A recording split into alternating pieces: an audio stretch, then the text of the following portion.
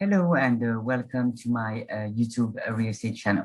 Today, I would like to share with you a few tips regarding the sale of an inherited property. So it's never an easy task. Of course, you just lost a loved one, and on top of it, you might have to sell this property not only on your behalf, but on the behalf of other beneficiaries.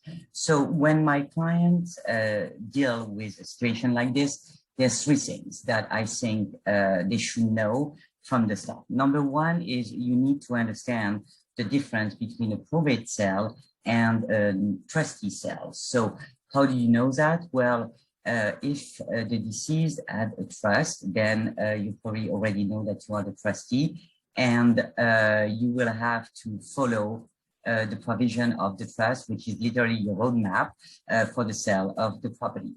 On the other hand, if the deceased doesn't have a will and a trust, then you will have to go to the probate court, and the judge will appoint someone, might be you, hopefully, to take care of the estate and sell the real estate property. So that's really the first thing you need to know when you lost a loved one, is whether it's going to be a probate or not.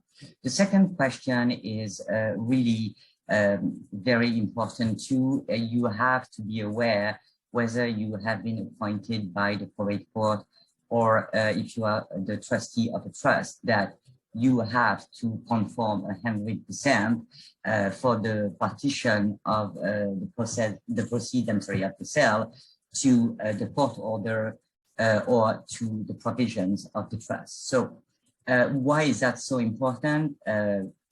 I'm also actually practicing trust and estate and probate mediator, and we see some cases where we have families that are coming and say, well, you know, the trustee decided that you, Paul, you're not going to have your entire share of the proceeds of the sale because you have got grandma raped.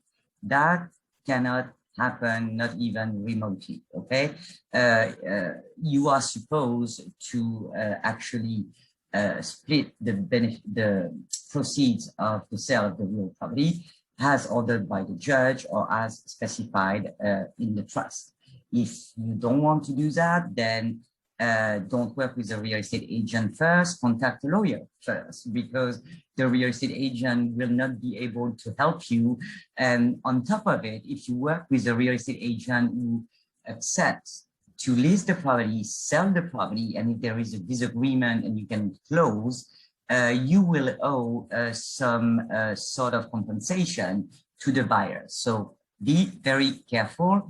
If you disagree with some provisions, especially in a trust, just go and see a lawyer first.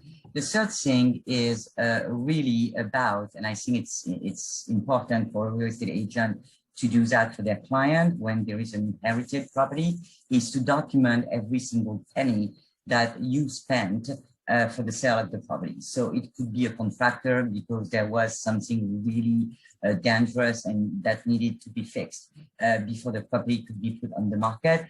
Whatever money you spend, the job of your real estate agent is to help you document everything, every penny of it. Again, as a practicing mediator, we see a lot of beneficiaries who comes to us attacking the trustee or the person who was actually appointed by the court because they disagree on the repartition and of the proceeds of the sale. So please don't do that. That's never a good idea to act like this. So if you have questions, feel free to give me a call at 487172575. You can also have a look at my website at sophiadelacote.com. I wrote a few blurbs on the subject, and of course it's for informational purposes only. And lastly, you can also have a look at my mediation website, which is mediation path, PATH, SiliconValley.com. Thank you so much for listening.